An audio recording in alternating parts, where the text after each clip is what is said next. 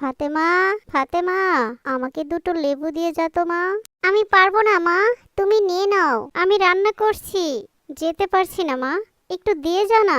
ধুর ছাই, মা শুধু ডাকতেই থাকবে। মাকে অন্য কিছু বলতে হবে যাতে মা আর না ডাকে। মা, আমি স্কুলের হাতের লেখা লিখছি, এখন যেতে পারবো না, তুমি নিয়ে নাও। হাতের লেখা লিখছিস? আচ্ছা আচ্ছা ঠিক আছে, ভালো করে লেখ মা, আমি নিয়ে নিচ্ছি। এভাবে ফাতেমা তার মাকে মিথ্যা বলে মোবাইলে গেমস খেলতে থাকে।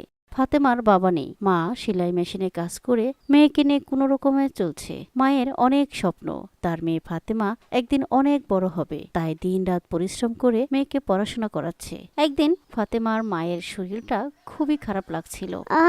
মাথাটা প্রচুর যন্ত্রণা করছে, হাত পা ব্যথাও করছে, মনে হয় শরীরে জ্বর এসেছে। কিন্তু এই কাপড়গুলো তো পাশের বাড়ির কাকিমাকে দিয়ে আসার কথা ছিল।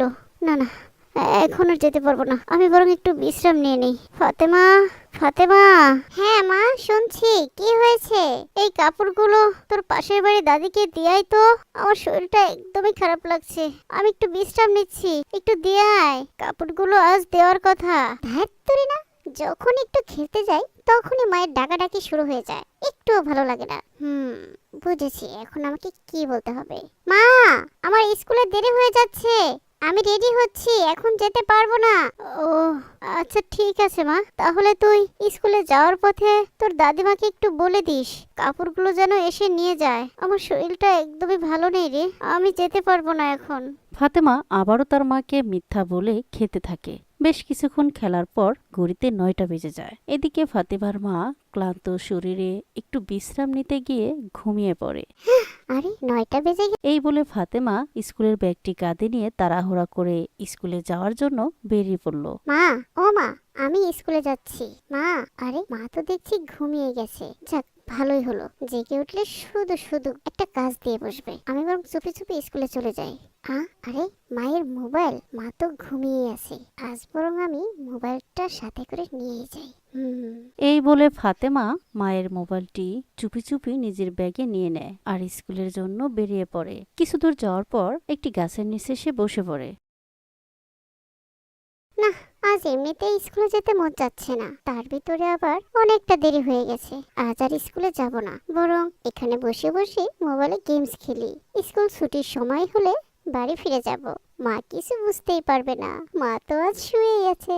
এই বলে ফাতেমা নিজের ব্যাগে থেকে মায়ের মোবাইলটি বের করে গেমস খেলতে থাকে। কিছুক্ষণ পর আল্লাহ একজন বৃদ্ধকে পাঠালেন। কি বৃদ্ধ লোকটি ব্যাপার ফাতেমাকে ফাতেমা, বললেন, তুমি স্কুল ফাঁকি দিয়ে এখানে বসে কি করছো?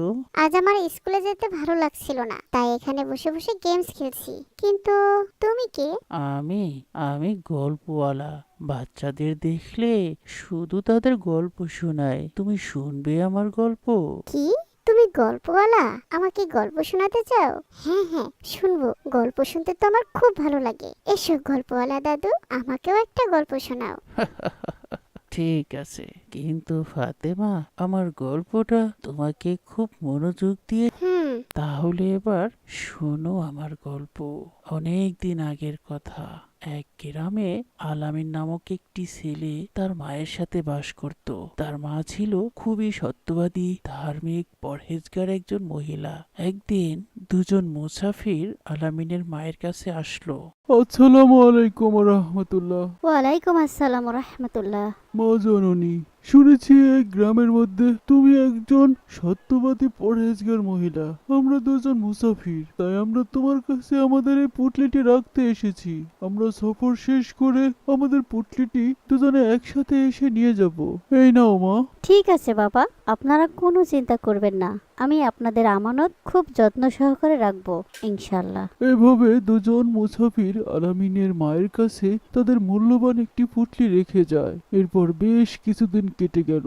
একদিন আলামিন স্কুল থেকে বাড়ি ফিরল। তার খুব ক্ষুধা লেগেছিল। সে তার মাকে ডাকতে লাগলো। মা, ও মা, মা, আমার খুব ক্ষুধা লেগেছে, তাড়াতাড়ি আমাকে কিছু খেতে দাও তো মা, ও মা।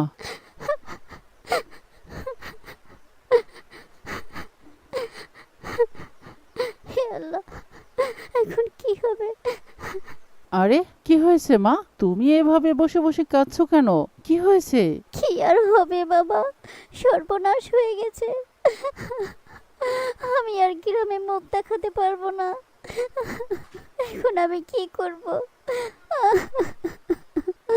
আরে কান্নাকাটি থামাও, আগে বলো তো হয়েছেটা কি?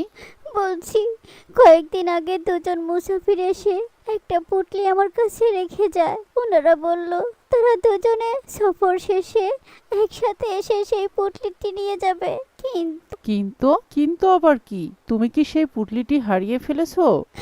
না রে বাবা, হারিয়ে ফেললে তো ভালোই হতো, তবুও নিজেকে দোষী মনে করতে পারতাম। কয়েকদিন আগে সেই দুজন মুসাফিরের মধ্যে থেকে একজন এসে মা জননী, আমাদের সেই পুটলিটি আমাকে ফিরিয়ে দাও। আমার বন্ধু রাস্তার ওই পারে দাঁড়িয়ে আছে, সে খুবই ক্লান্ত, তাই আমি একাই আসলাম। আমাদের অনেক দূর পথ যেতে হবে, তাড়াতাড়ি আমাদের পুটলিটি ফিরিয়ে দাও। আমি সরল বিশ্বাসে সেই লোকটির হাতে পুটলিটি দিয়ে দিলাম, কিন্তু আজ আবার সেই দুজন লোকের মধ্যে অন্য লোক এসে আবার সেই পুটলিটি আমার কাছে চাচ্ছে। আমি কোথায় থেকে সেই পুটলি দেব? উনি বলছেন মা জননী, আমি তোমার কোনো কথা শুনবো না। ওই পুটলির মধ্যে আমাদের দুজনের সমান ভাগে স্বর্ণমুদ্রা ছিল। সে আমার সাথে বিশ্বাসঘাতকতা করেছে। সে লুকিয়ে আমাকে না জানিয়ে এখানে এসে পুটলি নিয়ে গেছে। তুমি তাকে কেন পুটলিটি দিলে? তোমার সাথে তো কথা ছিল আমরা দুজনে একসাথে এসে পুটলি নিয়ে যাব। তাহলে তুমি কেন তাকে পুটলি দিয়ে দিলে? এখন সেই পুটলির অর্ধেক হিস্সা আমাকে কে দিবে? তোমাকে এর জরিমানা দিতে হবে। আমি যাচ্ছি কাজীর কাছে, বিচার করে আমি আমার হিস্সার ক্ষতিপূরণ তুলেই নেব। এই বলে লোকটি কাজের কাছে চলে গেছে। এখন আমি কি করব বল বাবা? কোথায় থেকে এতগুলো স্বর্ণ মুদ্রার জরিমানা দেব? আর গ্রামে বা আমি কেমন করে মুখ দেখাবো? আমি কখনো কারো সামনে বেপরদা হয়ে চলি না। আজ কাজে এসে আমার বাড়িতে আমার বিচার করবে। এই লজ্জা আমি কি করে ঢাকবো বাবা?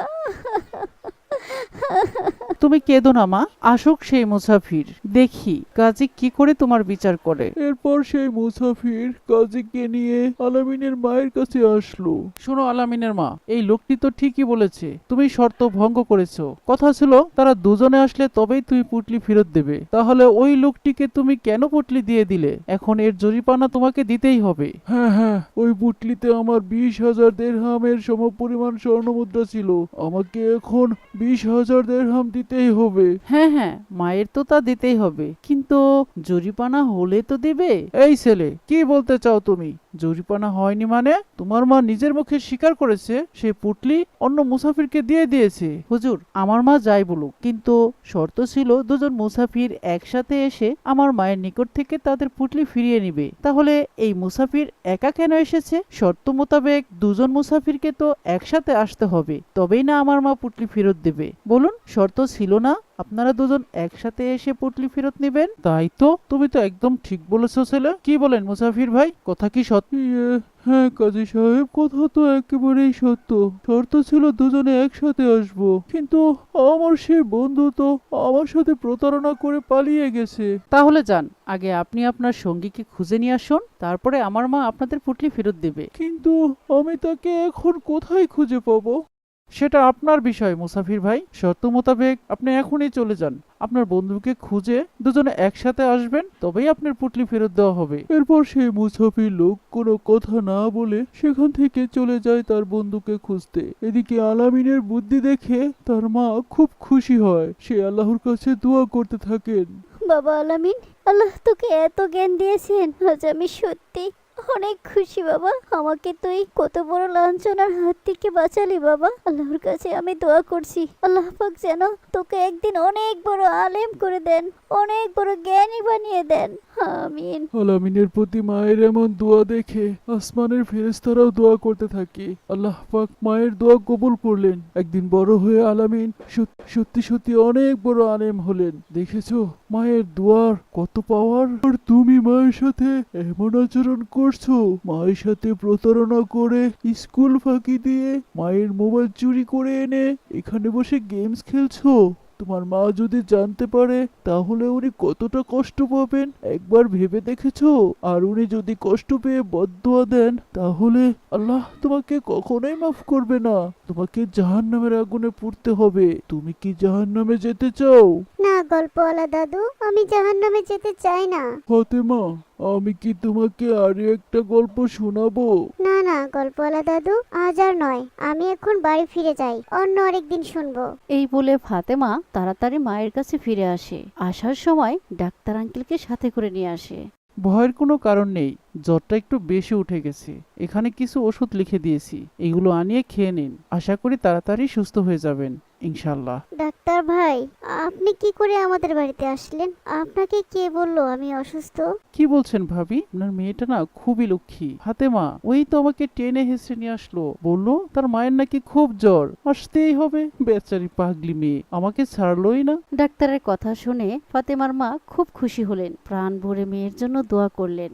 মা ফাতেমা, তুই কবে এত বড় হয়ে গেলি রে? আল্লাহ যেন তোকে খুব ভালো রাখেন, খুব ভালো। আমিন। মা তুমি শুয়ে থাকো, আমি তোমার জন্য ওষুধগুলো নিয়ে আসি। এই বলে ফাতেমা ডাক্তারের দেওয়া প্রেসক্রিপশনটি নিয়ে ওষুধ আনতে চলে যায়। যেতে যেতে মনে মনে ভাবলো, হে আল্লাহ, আমি জাহান্নামে যেতে চাই না, আমাকে তুমি মাফ করে দাও আল্লাহ।